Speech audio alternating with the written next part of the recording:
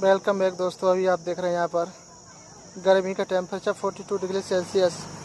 यहाँ कुत्ता भी परेशान है यहाँ पर दोस्तों। आप देख रहे हैं यहाँ पर बेचारा जीव निकाल रहा है। यहाँ पर सर्दी से बचने के लिए कुत्ता भी आप देख रहे हैं यहाँ पर पानी के अंदर बैठा हुआ नज़र आ रहा है आपको। यहाँ पर ये दिव्य व्यू आप सभी दोस्तों यहाँ से देख रहे हैं वृंदावन धाम से। तो आप देख सकते हैं गर्मी कितनी प्रचंड गर्मी पड़ रही है यहाँ पर। आप देख सकते हैं हमारी ब्रज भूमि मथुरा वृंदावन में तो यहाँ का टेम्परेचर भी 42 रहा है। टेम्परेचर भी यहाँ का बहुत ज़्यादा हो रहा है। बेचारा कुत्ता कितना परेशान है यहाँ पर। आप देख सकते हैं यहाँ पर देख रहे हैं आप बेचारा। आप उसका लाइव व्यू देखें।